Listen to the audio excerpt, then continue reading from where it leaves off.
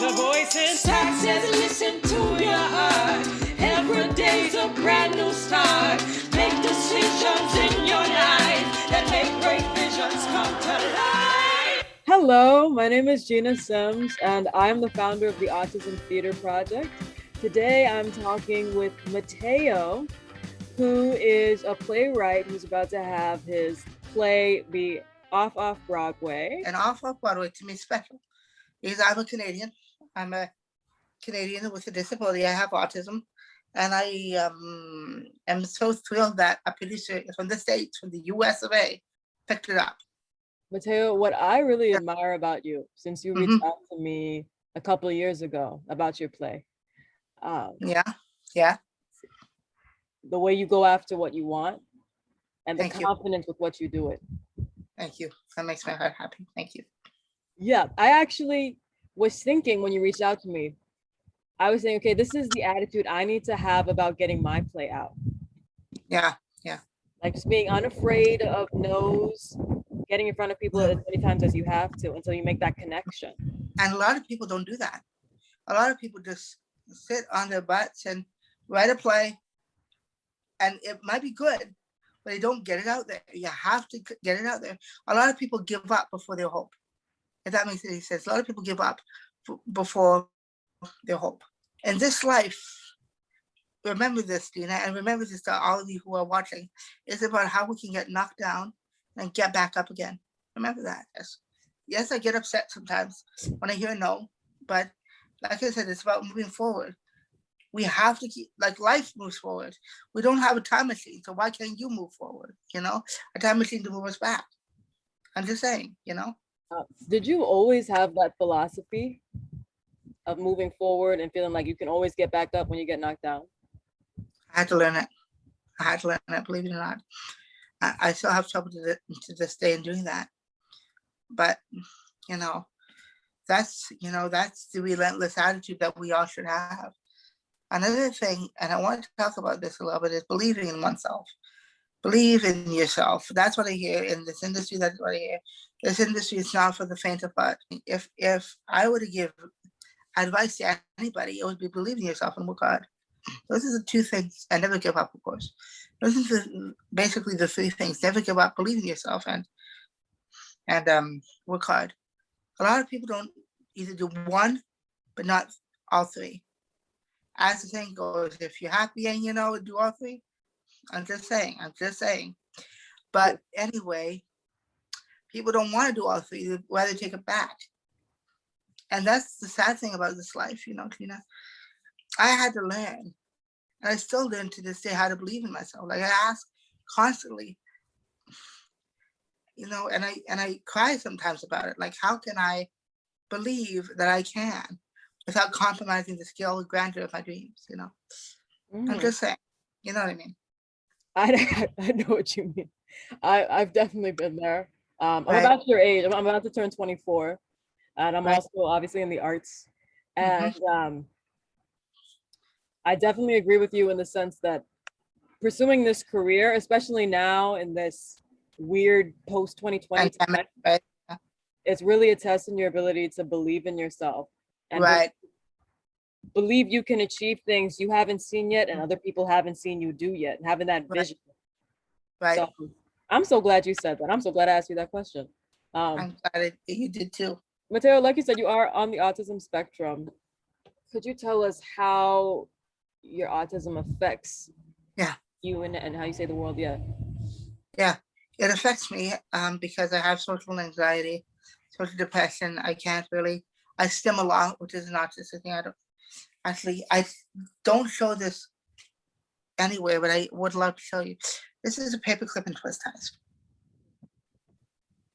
I stim like this.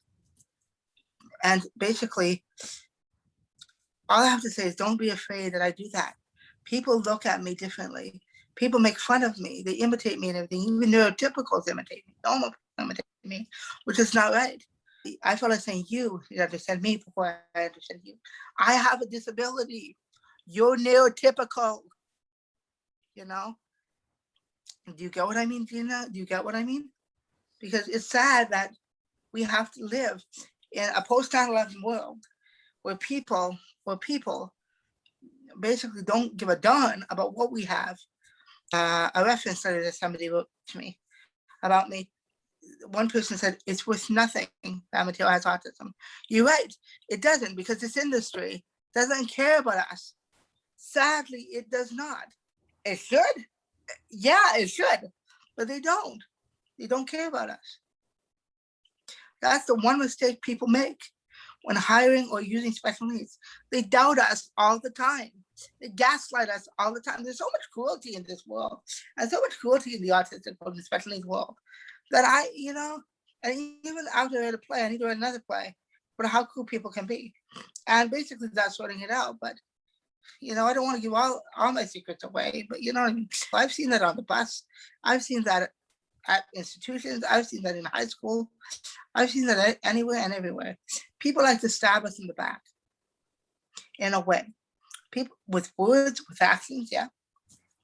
Society thinks that we are, well, to say nothing, but I think we are something.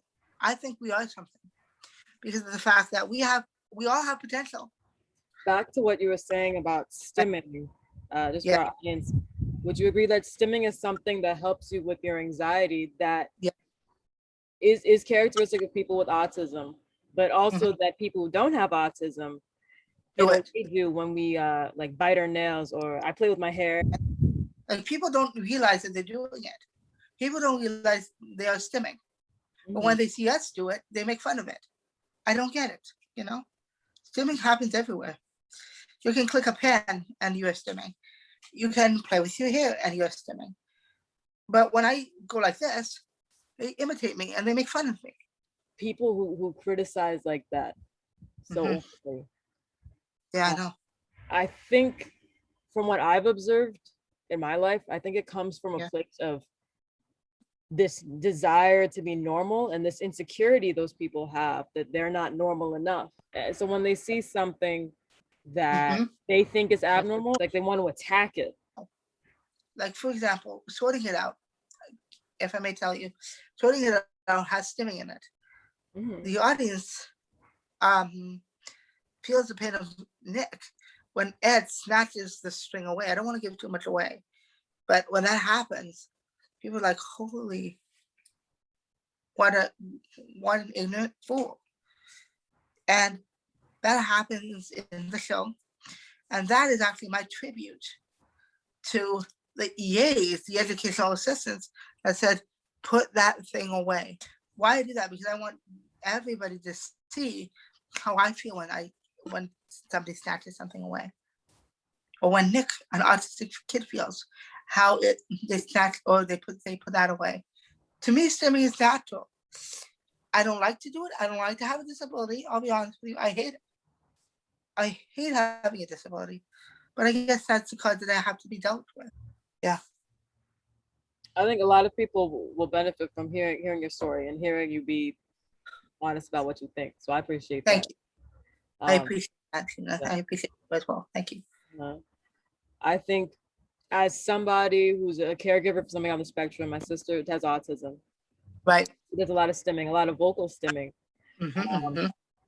I'm always trying to find that line between allowing her to stim to an extent because it helps with her anxiety and part of what she does, but also making sure that any stimming behaviors that are potentially harmful for her exactly don't happen, I agree. Matteo, when did you decide that you wanted to become a writer? At a very early age of, let's say, 12, 13, around there, I wanted to become not a playwright, but maybe a writer. I really didn't realize I was writing, but until I was basically sorting it out. Now I got all these beautiful people come to me saying, we love your work. We want to see it on our stage. I'm like, okay. It's one of those things. When you were in middle school, around 12 or 13, and deciding that you wanted to be in theater, was there somebody who came to you and really inspired you to do that? Yes. Or encouraged you? Could you tell us that story?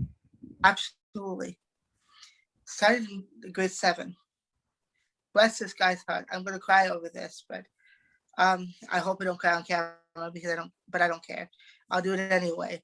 There was a gentleman named Jeff Madden who really inspired me to believe in myself. And basically, it was in Jersey Boys. I saw it front row mezzanine. There's a section with Dawn. The four guys, Frankie, Bob, Nick, and Tommy, are facing the back wall. And the lights come on you, on the audience. It's like a bang, you're on stage with them. That was such a cool moment. When, Dawn, go away, and then the light, boom. Wow. Like, I tucked up my mom, and I told my mom, that was awesome. So a few months later, what I was surprised about is the guy, Jeff, who actually came to me. He came to me after I wrote him a fan letter. So after I wrote the letter, one page, simple fan letter saying, thank you for what you do. I look forward to hearing about your future works. Not even that. He comes to my school. He comes to me. He visits me and gives me a plaque poster and everything. But the most important thing was the card. And that card has very sentimental value to me. I'm going to cry. Because every time I tell this story, every time I read the card, I cry.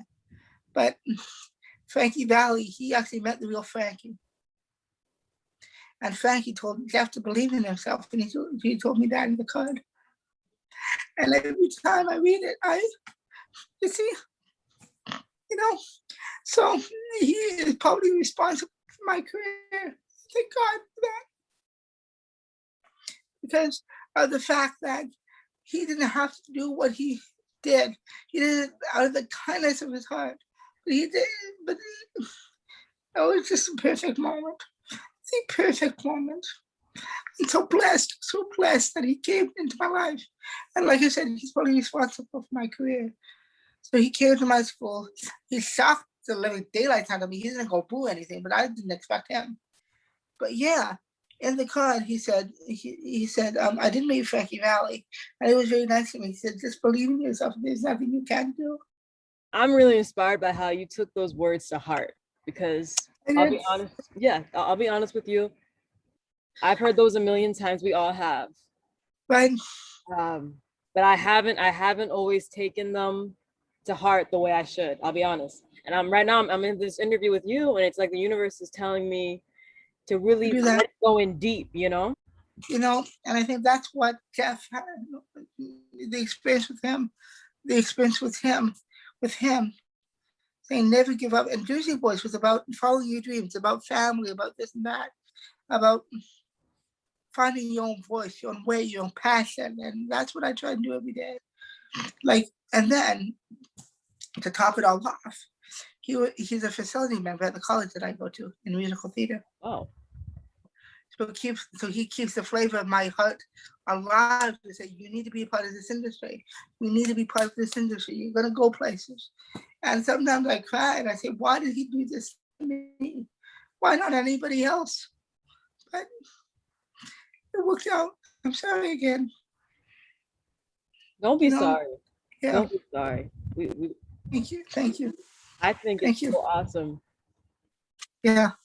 That you were able to take that one encounter with somebody and then just run with it. Because there are people who don't. And there are people who maybe have had so many people tell them, believe in yourself, but then they'll have one or two negative people. And they choose to listen to the negative people instead of all these other people who say you can do all these incredible things. So more power to you. Yeah. I agree. Let's talk about college. What college do you go to, and what's your major? Sheridan College, and I'm in technical production for the performing arts industry, and I love every minute. We have to take our opportunities to start. We have to take our opportunities to start. I wanted to get into this program since the end of grade 7, 8, but I couldn't because not my disability was holding me back. There's a lot of negative people holding me back. I don't want to name names to go into that deep because that goes into really a negative spiral. But to be honest with you, I had to basically believe in myself and to work hard, gain my experience, get my English and boot it out of whatever and go into this program because I feel like if I'm in this program, I can do wonders in this industry. you know. And luckily for me, many years go by, toiling, sweat, begging people, saying, I would love to be a part of this program. Love to, love to, love to. Actually, a friend of mine wanted to even take me to the Senate because somebody couldn't let me in. The Canadian Senate. We can go to the Senate, but I couldn't anyway. In the end, it all worked out. But yeah, I love each and every one of them, each and every one of my professors. And I hope to God that I work with them, or they give me more connections, or they want to help me even more with my theatrical quest to be in the theater. If Sheridan or anybody's listening from Sheridan, God bless them. God bless you guys, because you guys are giving me a future, are giving everybody a trying future a chance in this industry. You talked about how you have some set design projects coming up. Talk to us about those. Right. Absolutely. There's a play Off-Off Broadway that I'm designing. It's not one of mine. It's called Leaves. It's by Victor. I forget his last name, but it's Victor something Jr. He's an amazing playwright. He took me in with open arms. He said, I'll give you a quiz. I'll give you the play and you design the set. I said, okay, I'll take it. It's about a South African family. And it's a great play, award-winning and everything, that will be opening this August in New York City. And I'm so blessed that a Canadian with a disability, again, is designing a set. Matteo, for anybody on the spectrum or who has a disability, who's a teenager right now, going through that transition into adulthood, what advice do you have for them? I'll give you 2 words: good luck. Because the fact is that you don't get rid of your disability when you go older. You have it for your life. And you have to stick with it all your life. And then as you get older, the world becomes harsher. Responsibilities are owned. Gaslighting might be another thing. Bullying. There's a lot of bullying out there. And may God and Jesus or whoever it be with you, because you need that. But also believe in yourself and work hard, and never give up. If, like I said before, if we have those 3 things, we can achieve anything. Matteo, I feel like your confidence, Thank you. the fact that you actively pursue believing in yourself for real, deep down every day, makes me feel like other people can't really totally bring you down. I'm not saying obviously that anybody who is rude or offensive can't hurt your feelings, because of course we all feel that response. Right. I feel like at the end of the day, you're still going to do whatever it is you set out to do, and you're just going to make it happen. People can't get in your way. Thank you. I'll tell you something. I believe in myself to an extent. I don't believe in myself all the way. I'm sometimes afraid to believe in myself. And when I listen to Frankie Valli's music, which always makes me cry all the time, that guy, Frankie, always came out, and people comment his music, oh, what a night, lady December back in 63, or Sherry, say baby, great tunes, amazing tunes, but they forget the 4 seasons determination. They forget that Frankie Valli and the 4 seasons had to work their butts off to make it to the Rock and Roll Hall of Fame. They had to work their butts off to make it to the Rock and Roll Hall of Fame. I see a lot of each character in me. They had all 4 of them had a ruthless desire to succeed. And Frankie Valli never quit his day job. Remember that. And he said, if you love what you do, then the rest will follow. I love what I do. That's what people should realize. But people are afraid to take the risk. People are afraid to take the risks of success. I'm afraid to take risks, but I do it anyway. That's how life should be. That's how life should be. If there's one thing that you can learn from me, is I take risks. I want it. I don't want a normal job with no real future. I want a real future for me. And people say, oh, writing plays is not the best future. Yeah. Say whatever you want. I want the best for myself, and I want to do it through art. You know what I mean? Yeah, I know what you mean. Yeah, right. I'm learning so much. This is great. This is really great. I love teaching it to you, Gena. So I think that was two of us. That's great. Yes. I'm so glad I chose to interview you because what you're saying really illustrates what Yeah, my of course. series, my YouTube channel, The Voice Inside, is really about. It's Mhm. about having the strength, that inner strength, to be able to control your mind when the negative thoughts come and the self-doubt comes, to be able to say, no, I do believe in myself, or even if I don't feel like I do right now, I am going to believe in myself. I'm going to act as if I did. That's how I'm going to be able to move forward and make sure nobody really brings me down, no matter what negativity comes my way. An opportunity today could be a bigger opportunity tomorrow. An opportunity today could be less for tomorrow, if you know what I mean. But you have to play the game right. But I have a feeling that because I'm on the spectrum, I have a little extra, that oomph to offer. As a wise person once told me, break the autism market. I'm not trying to give away any secrets here for the people who are listening, but break the special needs market because it's so low. Because there's very few autistic plays out there, very few autistic playwrights, very few autistic actors that want to knock on the door, open them up, and take the industry in. The best part about playwriting or anything is there's such a diverse group of people out there that care about your work. Yeah. Matteo, thank you so much for all of your advice, your wisdom, and your honesty. Well, Real quick, any last words of advice?